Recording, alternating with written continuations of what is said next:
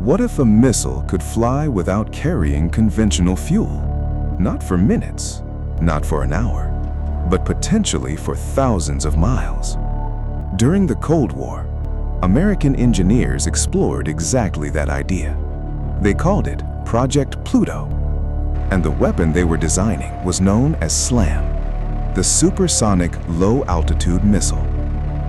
It was supposed to fly at roughly 3 times the speed of sound, just above the ground. But its most unusual feature wasn't its speed. Its engine would use a nuclear reactor as its source of heat. Instead of burning conventional fuel, the reactor would heat air rushing through the engine. The concept was extreme. The engineering challenges were enormous, and the consequences of actually flying such a machine were difficult to ignore. But here's the part that sounds almost impossible. The engineers didn't just draw the engine on paper. They built it, and they actually made it work.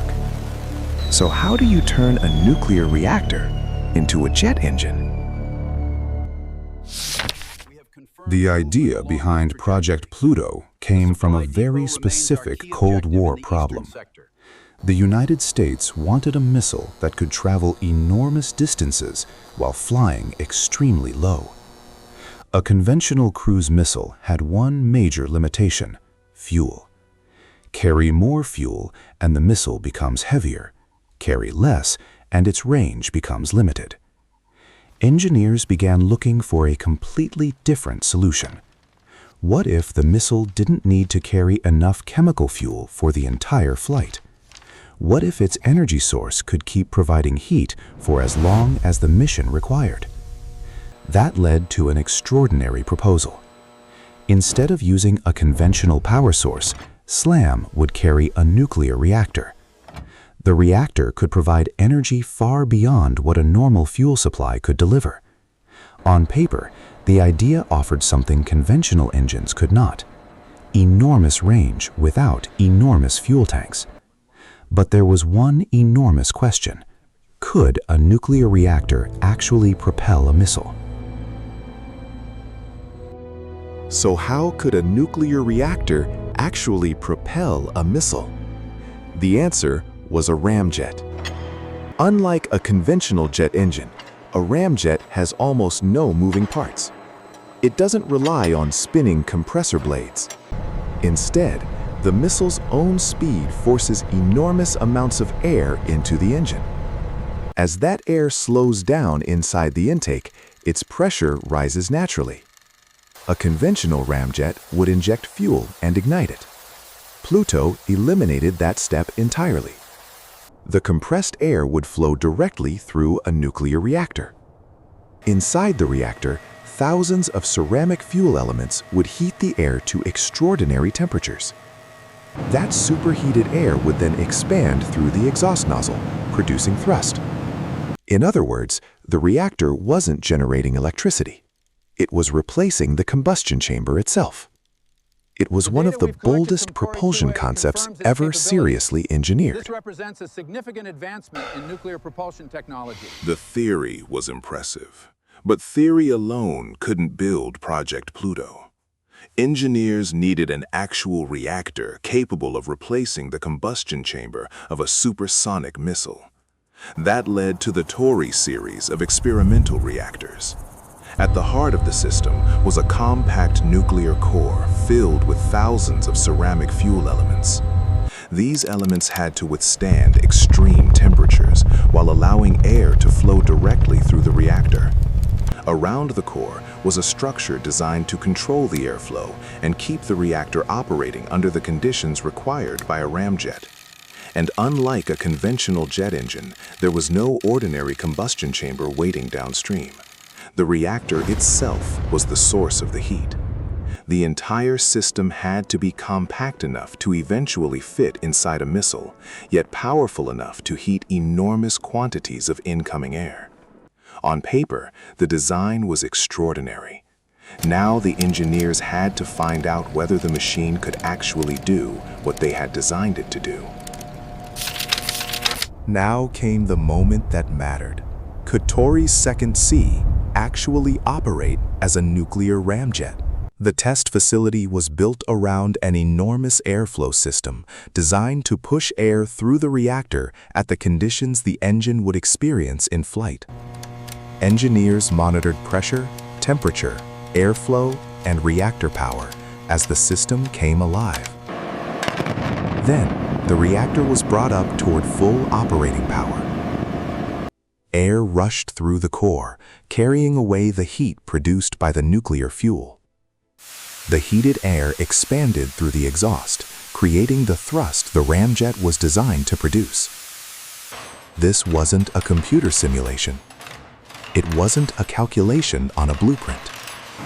The nuclear ramjet was operating as an engine. In 1964, the Tory II-C test demonstrated that the basic propulsion concept was physically viable. The engineers had answered the most important question. A nuclear reactor really could power a ramjet, but proving the engine worked created a new problem. What happens when you put that engine on a missile? The engine worked, but now came the problem that conventional aircraft never had to face. Pluto's reactor was not simply producing power inside a sealed system. Air was being driven directly through the nuclear core and then expelled through the engine. That created a serious radiation problem.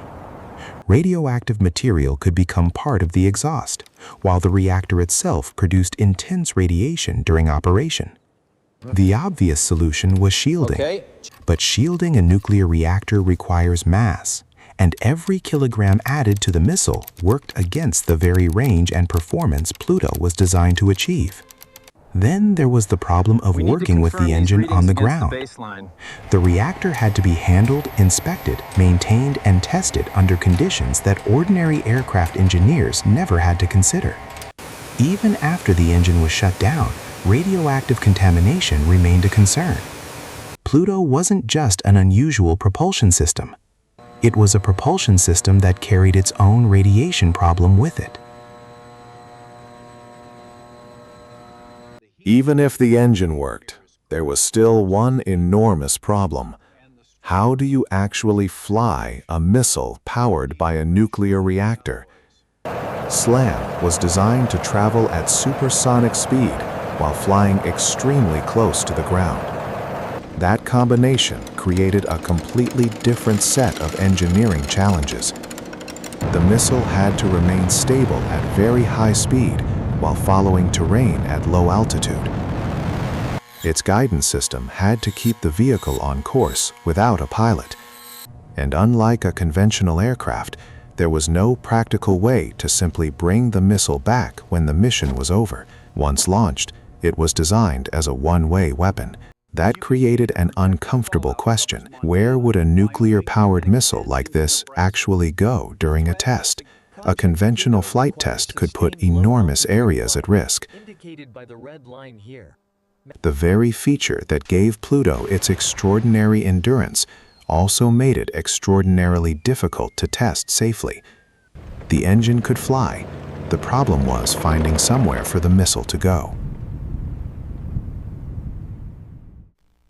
But while Project Pluto was becoming more technically impressive, the strategic world around it was changing.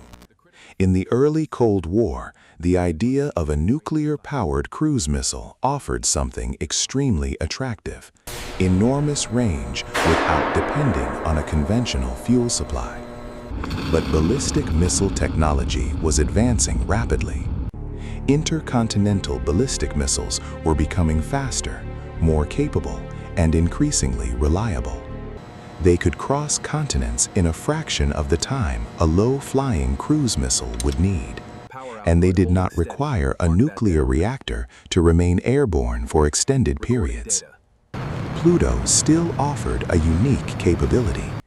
A nuclear ramjet could potentially remain in the air for an extraordinary amount of time and approach targets at very low altitude.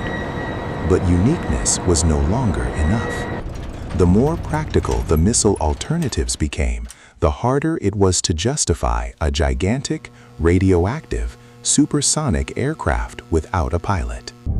Project Pluto was becoming a technological achievement in search of a strategic reason to exist.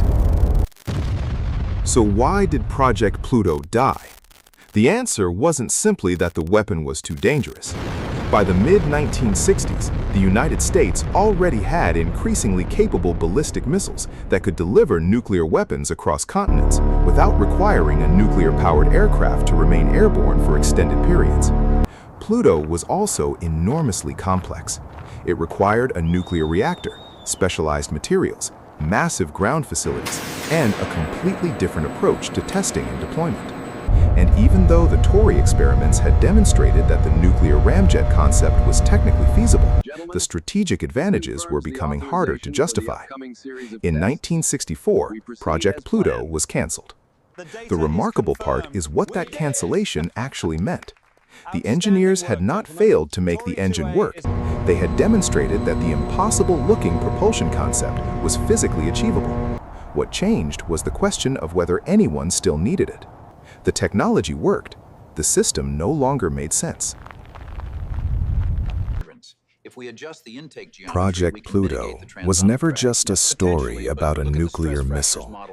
It was a demonstration of how far engineering could go when the Cold War demanded an answer to almost any problem. The engineers took a nuclear reactor and turned it into a propulsion system. They built the reactor, they ran it, and they proved that a nuclear ramjet could actually work.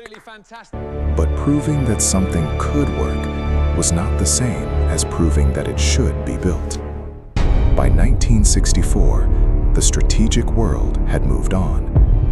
Pluto had become a remarkable engineering achievement without a compelling reason to deploy it. And perhaps that is the most important lesson Project Pluto left behind. The limits of engineering are not always determined by what engineers can build.